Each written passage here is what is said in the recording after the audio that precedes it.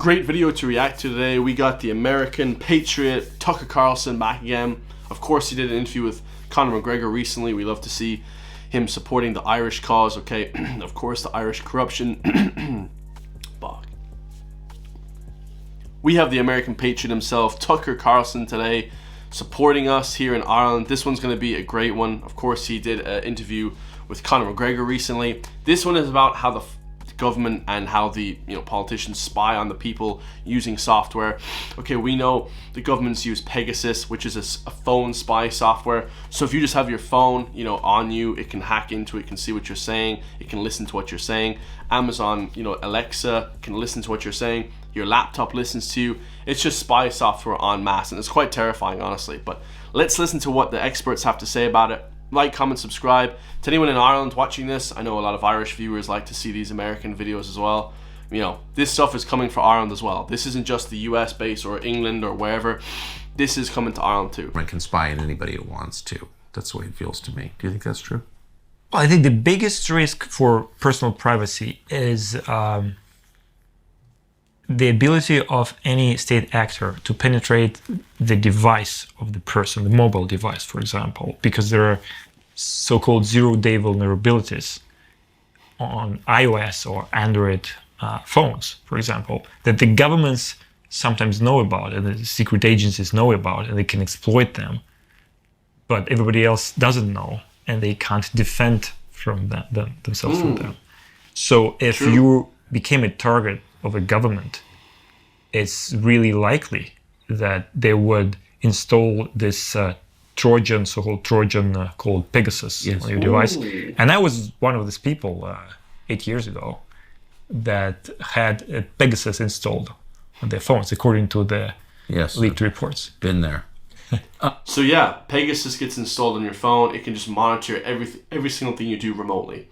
Okay, it's a Trojan horse. For anyone that knows anything about phones, laptops, it's basically a spy software. It's really scary stuff.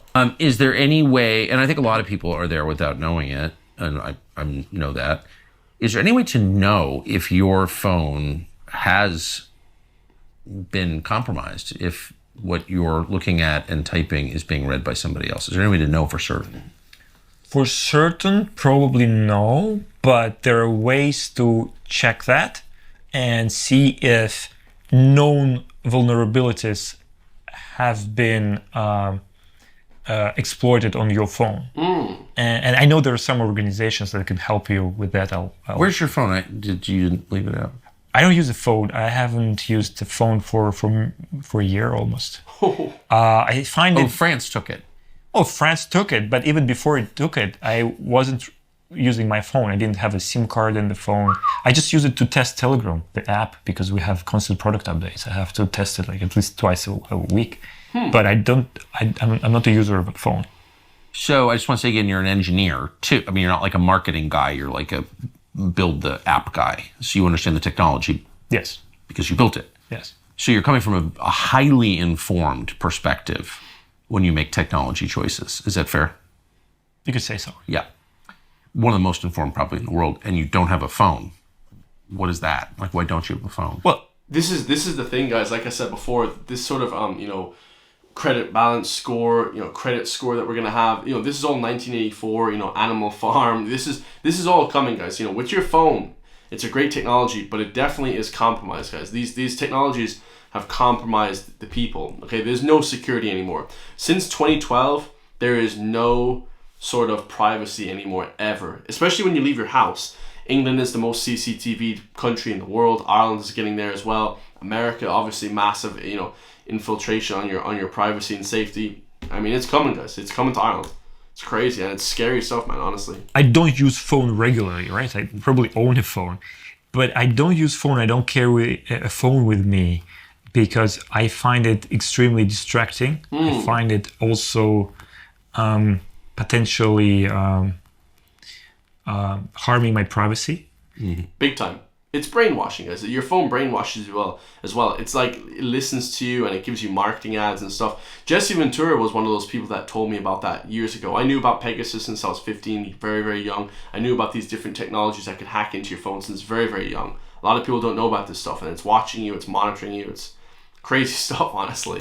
And I also I don't think it's a necessary device for me to have. When I want to focus on something, I would rather use my laptop or my iPad and put together some notes or some interact with my team, right? So I wouldn't want to just open my phone and disappear there consuming short form content. And that's why I don't use a phone.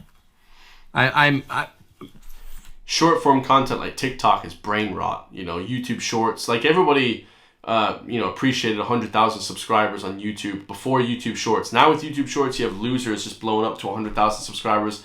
They have no, subscriber base whatsoever, no loyal subscribers. It's bullshit, guys. These short form content is ruining the content completely. Trying to extract this from you for one simple reason, which is I think that when you come across someone who knows an immense amount about technology, really understands the technology, it's interesting to know his perspective on technology. Like with everything you know, you don't use a phone. So I just think, people can draw their own conclusions from that. But so, what do you saw Ross Ulbricht got? The guy who was pardoned, yes. Yeah, Silk Road. Mm-hmm. So he ran Silk Road, and I'm hardly an expert on this. I was very pleased when he got pardoned. But it seemed like no one accused him of selling drugs, by the way. You would never know that from reading the New York Times, but he was not like dealing drugs on playgrounds or anything like that. He had a site that made commerce possible outside the control of government. And there apparently were bad people doing bad things on it. Also, a lot of good people doing good things on it, but none of it was controlled by the government, and he got life in prison for that. That's my takeaway. And so maybe there will my sort of conclusion from this is, as long as people like you create technology that makes it harder for government to control people, you will be a target of government action. You think for sure, they want ultimate control. They don't care about money or anything like that. They print the money, so they just want ultimate control over us. Well, first of all, I wouldn't necessarily compare Telegram with Silk Road, and I'm not, and I didn't mean to. But the idea that they need to control everything that is happening online, and if they can't, they're going to punish you. That does seem like a real fact. So I think this guy is the CEO of Telegram. I think he invented Telegram. I think everybody's trying to reach their goals and be more efficient in what they do. For example, you ask any Minister of Interior, any head of police, and they'll tell you, oh, encryption is a big problem. If it weren't for encryption, we would solve all crime. They don't see it 2 steps or 3 steps ahead. Yes. And it's not necessarily like some huge conspiracy where like evil governments want to take more and more control. Although that may be the case, I am not knowledgeable on that subject.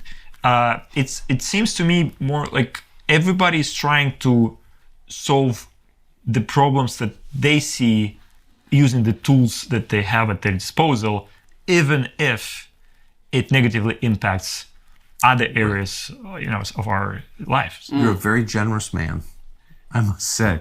Last question. Thank you for doing this. How long are you going to be in France? And once you leave France, will you be coming back to France? I don't know yet when these restrictions will be lifted.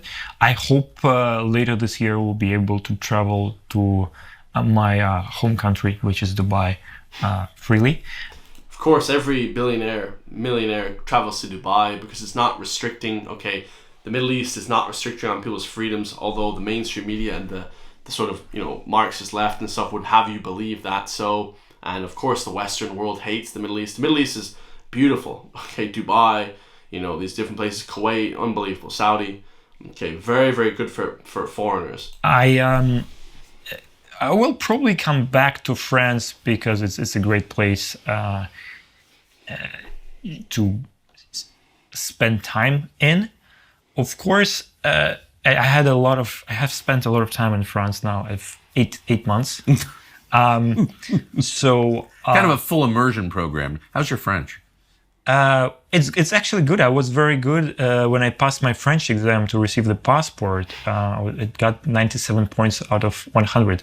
But I didn't practice my French much. Most of my friends are Americans, but even here in Paris. And my French friends speak perfect English, so I didn't get a chance to practice. But now you've had that chance. No, because they speak English with me.